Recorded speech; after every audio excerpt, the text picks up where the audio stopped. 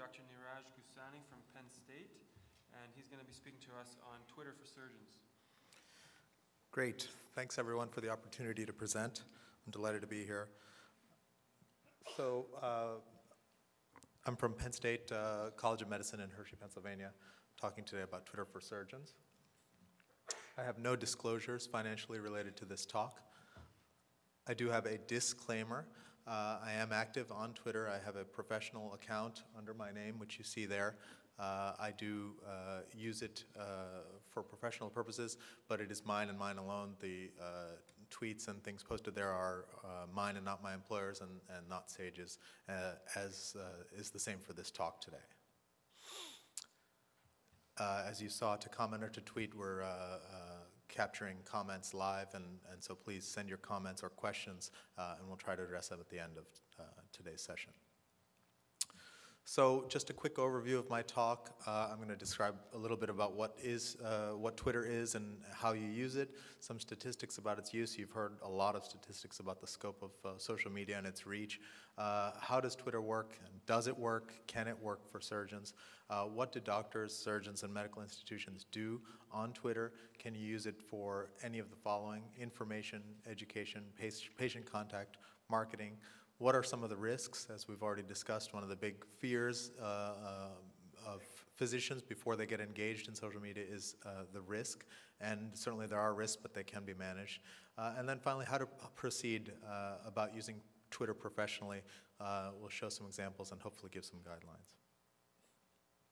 So you already heard that hospitals have definitely jumped on the social media bandwagon. As of about 6 months ago, October 2011, 1,229 hospitals in the United States were using various social media accounts, with the greatest number using Facebook, but closely followed by Foursquare and Twitter. 1,814 hospitals are using Twitter as of 6 months ago, and I'm sure it's more than that now. This graph just shows the same data, but over time, and for every category you can see an increase. Each bar is a year, so October 2009 to October 2011, we see a great increase in overall social media use, as well as each of the types: YouTube, Facebook, Twitter, blogs, and LinkedIn accounts. So how do physicians use social media? Well, at the current time, most physicians do use social media, but 80% of them use it for personal use.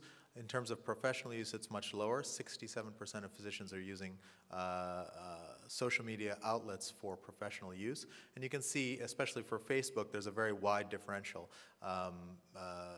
Not all of us have caught up to Dr. Taraga and are using Facebook professionally, but a lot of us, and most of us, in fact, are using it personally. For Twitter, there's a big differential as well, and the numbers are very small, and I'll go into that why in just a second. So what is Twitter? Some of you may not be familiar with it. I'm hoping you will be at the end of this, and you'll join. Twitter is a microblogging and social utility service. This is a definition from Wikipedia, my favorite website, that allows its users to send and read messages known as tweets, which are text-based posts of no more than 140 characters, hence the term microblogging. The idea is that brevity is the soul of wit and a lot of other things, and that if you keep it short, you get your message across in an effective fashion without wasting people's time. People use Twitter to share and view links, pictures, videos, opinions, news, professional information, personal statuses, and much, much more.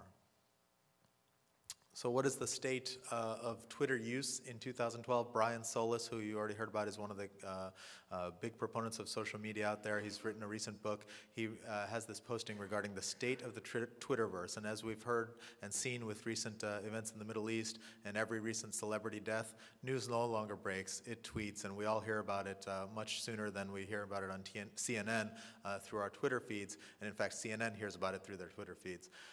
People have demonstrated the speed and the efficacy of social networking to connect to other people based on interests rather than just on connections and relationships. And that's the difference between Twitter and LinkedIn or Facebook, where you have to have a connection to somebody to follow them or to see their posts. On Twitter, you can see anybody's posts, and you can see what they're doing, and you can find people who are doing things that you want to follow based on your interests. So some quick Twitter stats, we've heard these and they follow for every different category of social media, but there are over 465 million Twitter accounts. 100 million are active users that send 175 million tweets per day. 11 new Twitter accounts created every second. The average age of the Twitter user is 39 years old, and so it's a perfect demographic to target advertising to. Projected ad revenues are over 259 million in 2012. Oops, went the wrong way, sorry. So what is Twitter's place in the social media landscape? This is just a word cloud looking at different types of social media. Well, Twitter is a little bit different than LinkedIn or Facebook. It's an open platform rather than closed, which means that it adds a little bit of a level of complexity and possibly risk in that anything you say or that you post can be seen by anyone in the world at any time. And there's no filter that it's only people you designate or that you can set privacy settings so that people can't see these things. And so it may make the medium less ideal for healthcare or professional use, or it actually may make it better because it has a wider reach and more people can find you. This complexity may parallel the level of adoption. So unlike Facebook, only 9% of physicians use Twitter personally and only 3% use it professionally.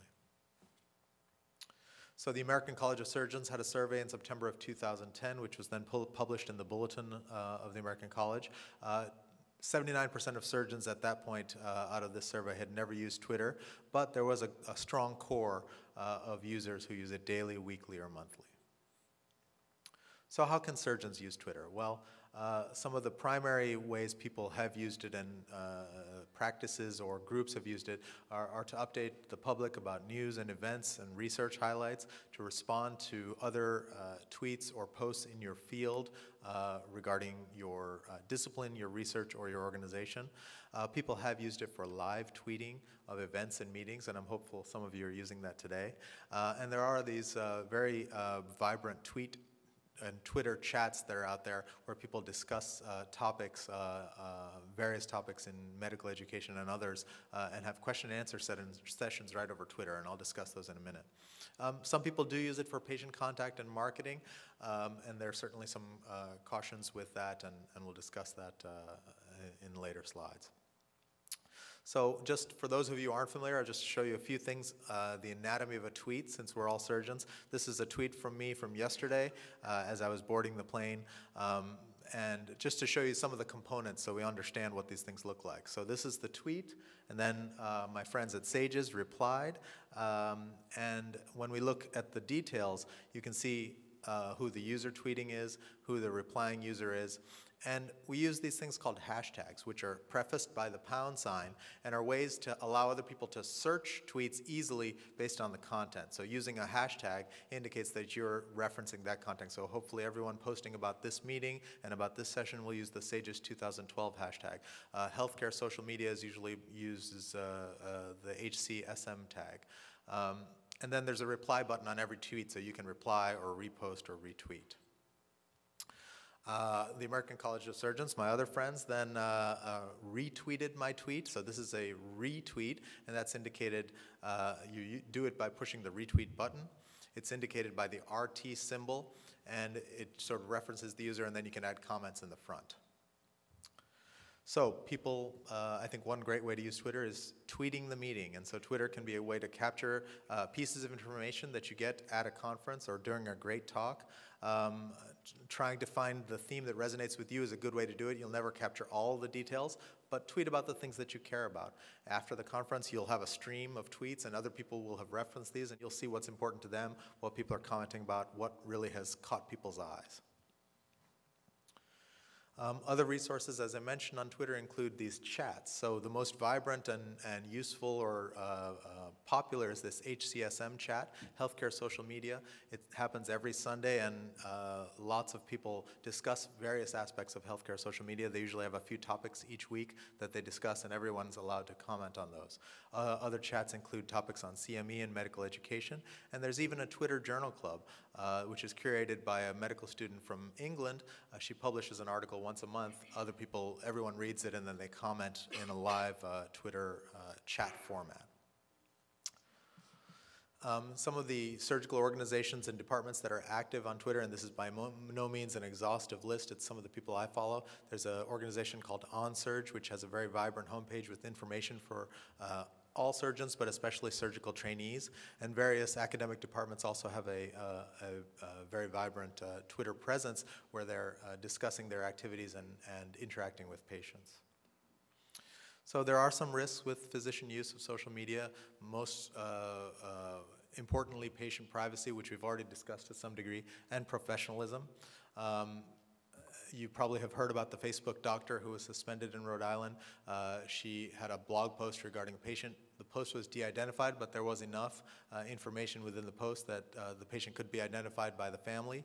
This resulted in a complaint and then subsequent discipline of the patient and suspension of the physician and suspension of her privileges.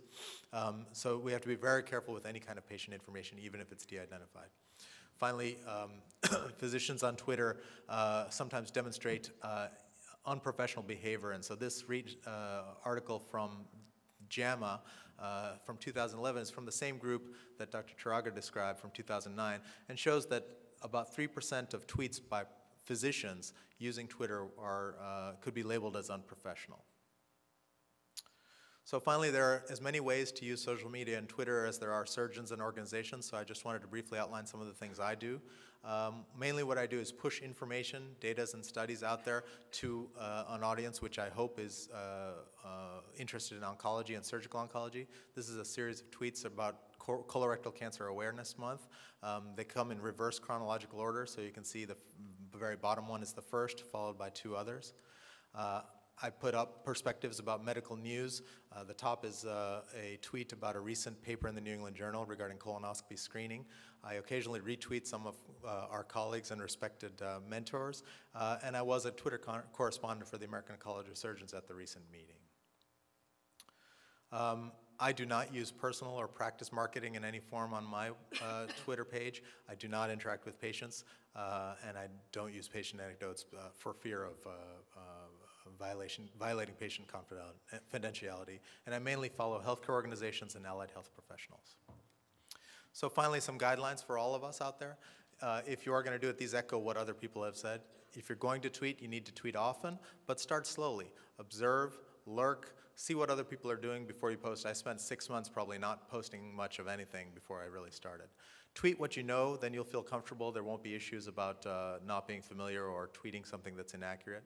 Keep it professional at all times, and only do it if it's fun. These can be very important tools, but they take a very important quantity from our lives, which is time. So even though social media is free for the most part, it does require a lot of time. Finally, edit or revise everything that you send out before you do it. Decide how you're going to respond to patient requests. Just establish a social media policy and manage your online reputation and the information about you by having a series of high-quality, informative posts. Social media is everywhere, and we all have to be aware of it creeping into all facets of our lives and be ready for that. And that certainly applies to surgery and to medicine. And finally, be sensible about what you're doing out there. It's there are some dangers out there, so we have to be careful.